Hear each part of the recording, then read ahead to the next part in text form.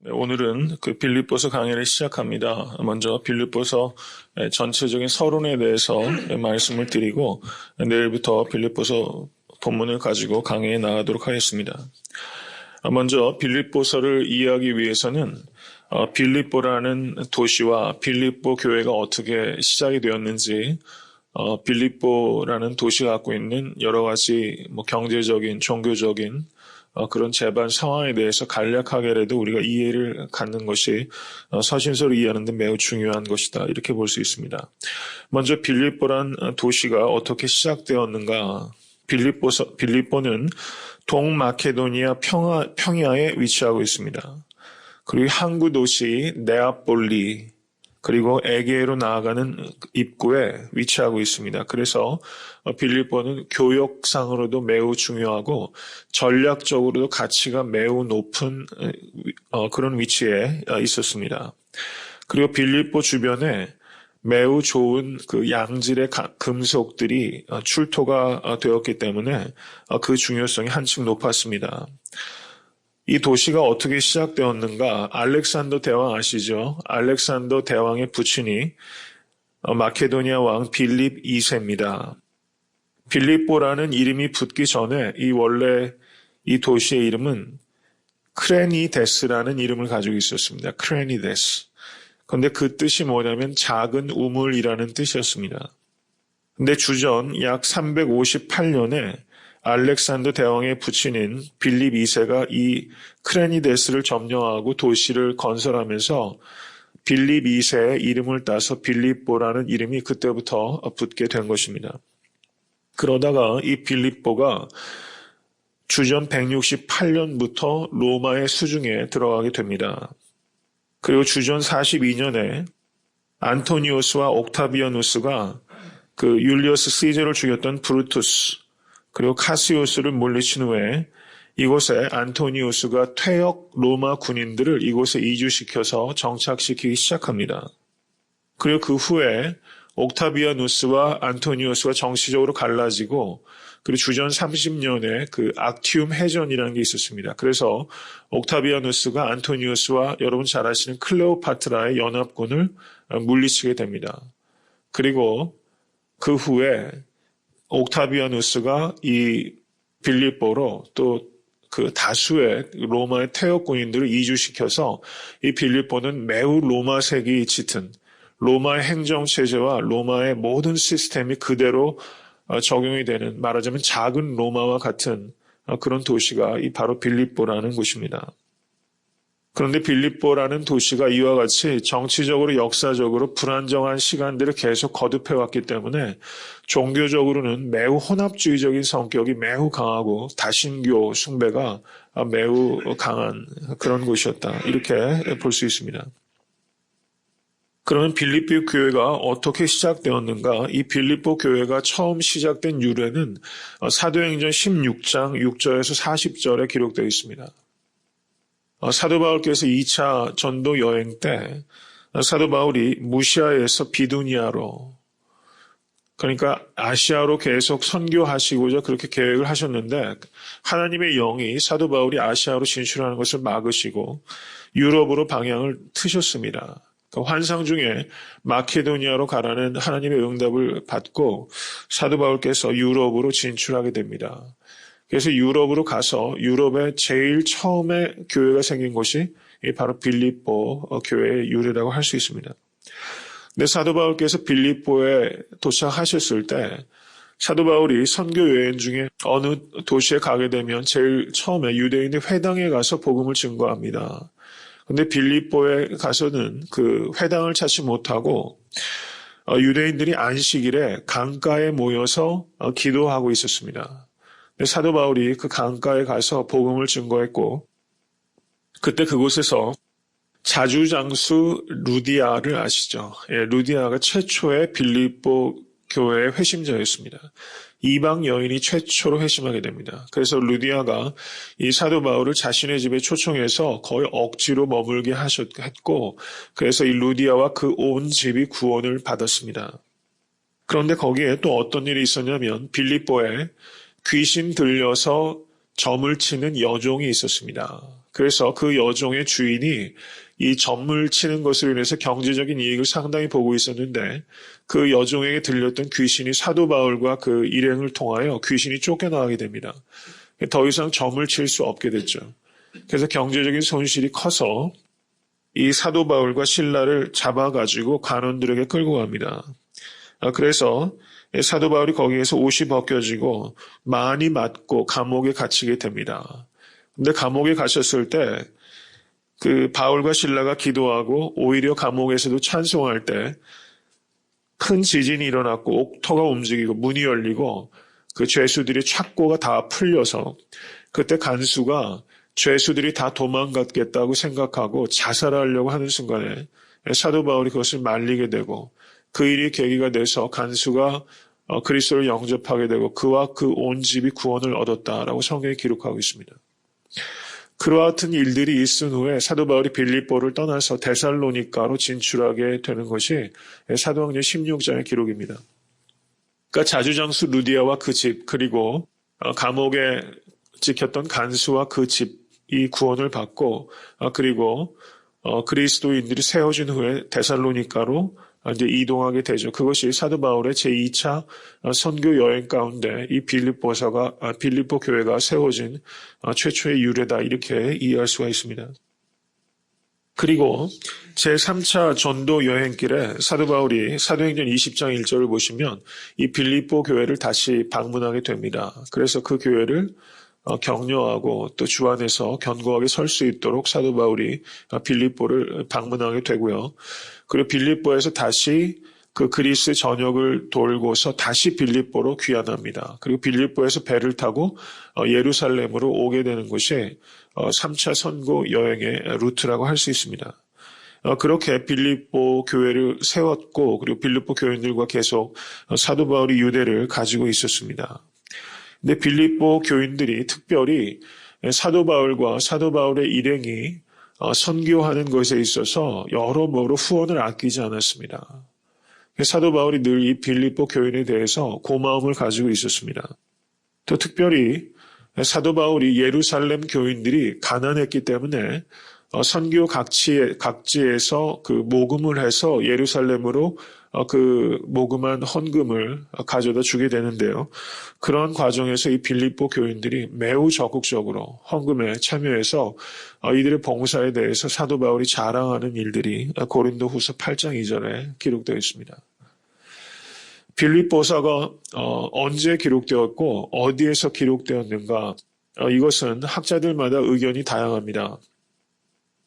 근데 빌립보서는 잘 아시는 대로 그 사도 바울이 기록한 4개의 옥중 서신 가운데 하나입니다. 옥중 서신들이 어떤 것이 있냐면 에베소서, 골로새서, 빌레몬서, 그리고 빌립보서 이렇게 4개가 옥중 서신입니다. 근데 사도 바울이 전체 사역 기간 동안에 감옥에 갇힌 곳이 4군데입니다. 그 예루살렘, 가이사랴, 그리고 에베소, 로마 이렇게 4군데에 사도 바울이 감옥에 갇히게 됩니다. 그런데 예루살렘에서 감옥에 갇혀있던 기간이 너무 짧았기 때문에 예루살렘에서 빌립보서를 기록했을 가능성은 없는 것으로 학자들이 공통적으로 견해가 있습니다. 그래서 이 빌립보서는 그 가이사랴에서 적혀졌거나 에베소 혹은 로마에서 기록되었을 것이다. 이 3가지 견해가 있는 겁니다. 그런데 전통적으로는 이 빌립보서가 로마에서 기록되었을 것이다. 이렇게 주장하고 있고 그래서 저도 전통적인 견해를 따릅니다. 각자의 견해마다 장점과 약점이 있는 것 같아요. 성경 자체는 빌립보서가 어느 지역에서 기록됐다는 정확한 이야기를 하고 있지 않기 때문에 사실상은 가이사랴 혹은 에베소 그리고 로마일 가능성이 모두 있다 이렇게 볼 수 있는데요. 그래도 가장 가능성이 높고 그리고 전통적인 견해인 로마에서 기록되었을 것이다. 저는 그런 입장을 가지고 있습니다. 그러면 로마에서 빌립보서가 기록되었다면 그것은 사도행전 28장에 사도 바울이 로마에 도착해서 가택연금을 받게 됩니다. 그 당시에 사도 바울이 빌립보서를 적었을 것이다. 그런 견해에 입각해서 저는 빌립보서를 강의하고자 합니다. 그러면 로마에서 빌립보서가 적혔다면 그때는 주후 약 62년경, 약 62년경에 빌립보서가 기록되었을 것이다. 이렇게 이야기할 수 있겠죠. 저작 연대와 저작 장소를 한마디로 말씀드리면 저는 전통적인 견해에 따라서 그 로마에서 기록되었을 것이라는 입장을 취하고, 그리고 로마에서 기록되었다면 그것은 약 주전 62년경이 될 것이다. 거기에 근거로 해서 이제 빌립보서의 내용들을 살펴보도록 그렇게 하겠습니다. 그러면 빌립보서가 기록된 목적은 무엇인가? 사도 바울이 그 로마 감옥에 갇혔을 때 빌립보 교인들이 에바브로디도를 그 사도 바울에게 보내게 됩니다. 그래서 빌립보 교회로부터 선물을 가지고 에바브로디도가 투옥되어 있는 바울에게 오게 됩니다.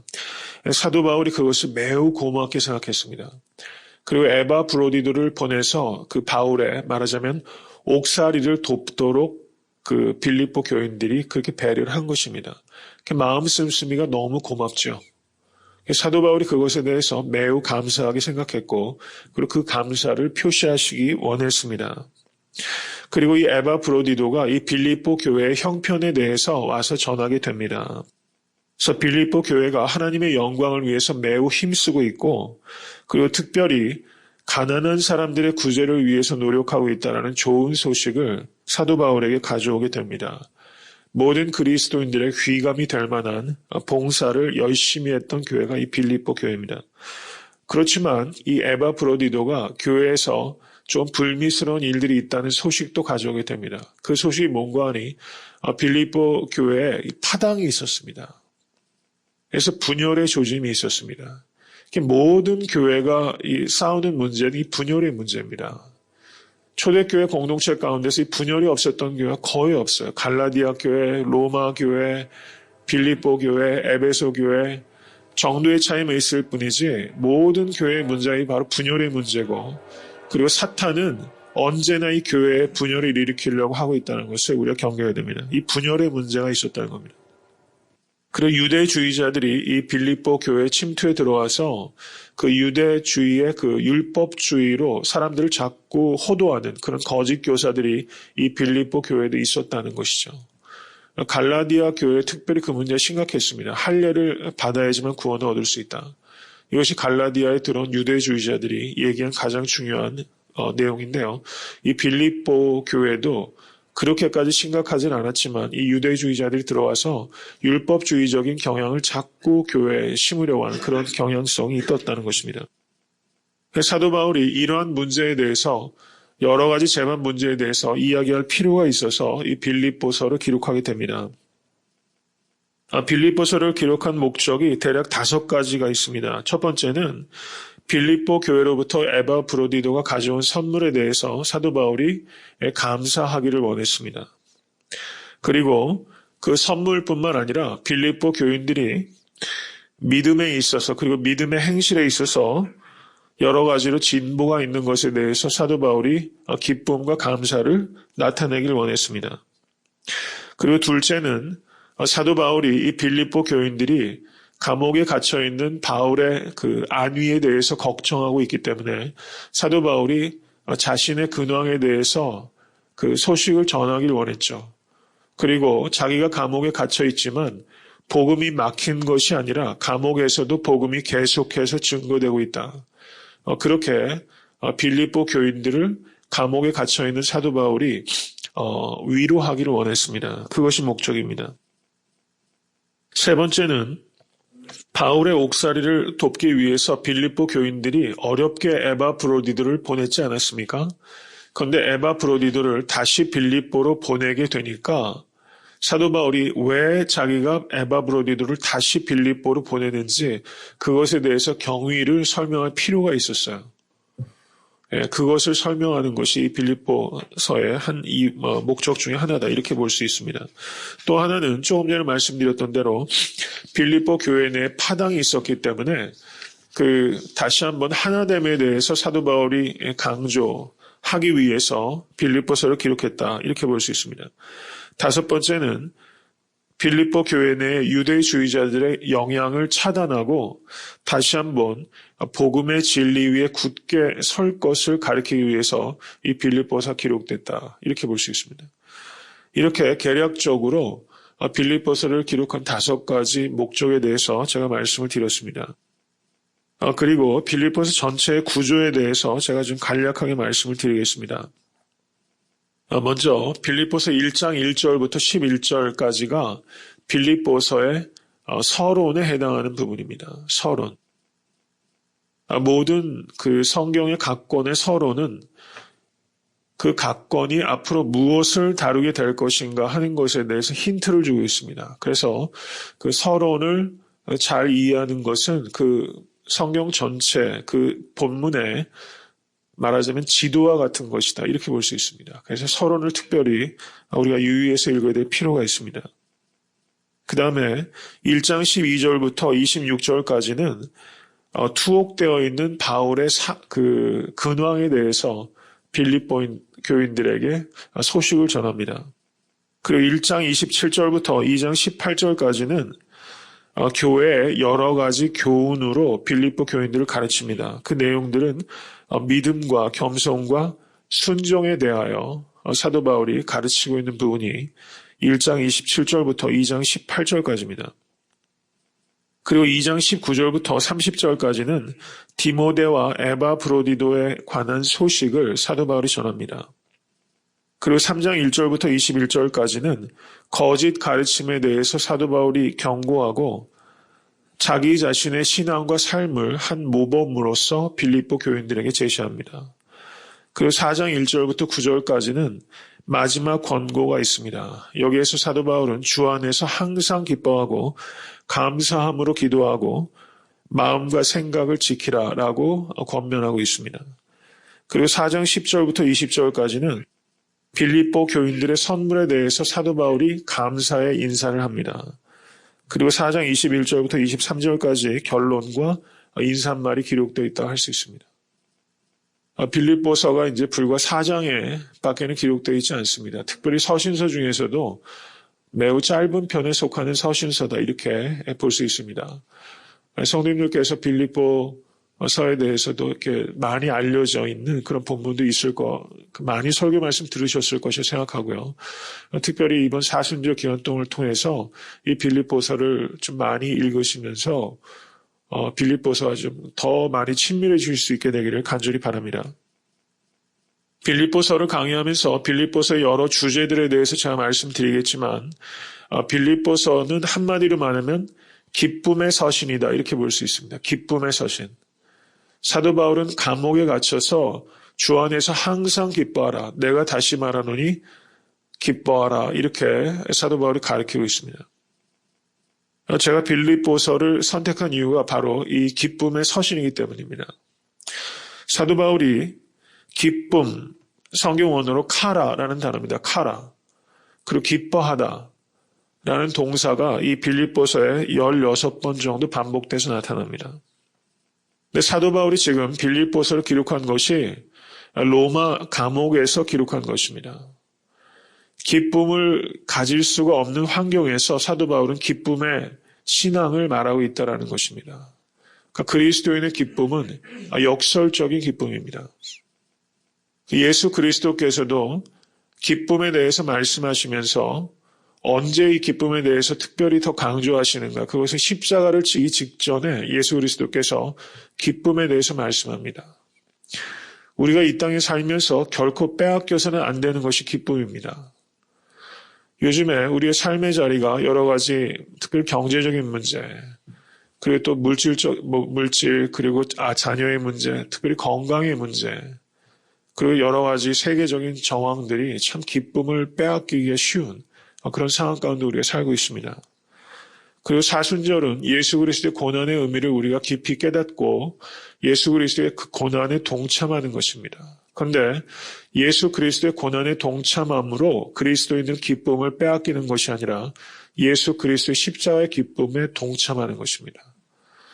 특별히 사순절 기간 동안에 우리가 더러 금식하고 또 경건에 힘쓰면서 하지만 이것은 기쁨을 빼앗기고 종교적인 그 외식을 하는 것이 아니라 예수 그리스도의 고난에 동참함으로 그리스도인들만 아는 그런 참된 기쁨에 더욱더 깊이 들어가는 것입니다. 그래서 이 빌립보서를 이 사순절에 강해하는 것은 그러한 의미에서 매우 가치가 있다고 생각이 되고요. 성도님들께서 특별히 빌립보서를 같이 강해 나갈 때 이번 사순절 기간 동안에 주 안에서 성도님들의 기쁨이 회복되실 수 있게 간절히 축원합니다.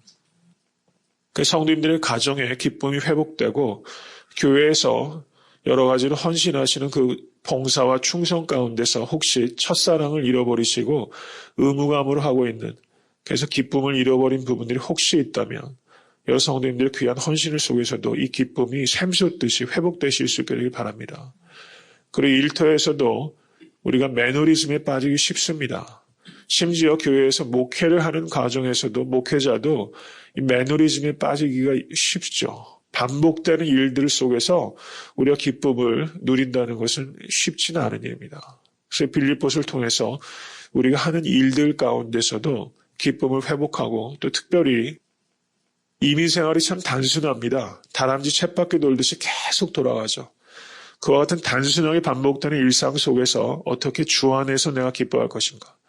사도 바울이 감옥에서도 그 기쁨을 누리고 정말 벅찬 가슴으로 내가 다시 말하노니 주 안에서 기뻐하라. 사도 바울이 그렇게 말씀했는데요. 그 성도님들의 그 반복되는 삶 속에서 어떻게 우울해지지 않고 낙심하지 않고 어떻게 기쁨을 회복할 것인가. 이 빌립보서를 통해서 성도님들의 그 삶 가운데 샘물과 같은 그런 기쁨이 회복되는 그런 감격을 누리실 수 있게 되길 간절히 축원합니다. 내일부터 이제 빌립보서 내용을 강해 나가겠습니다. 기대를 가지고 빌립보서를 들으실 수 있게 되기를 바랍니다.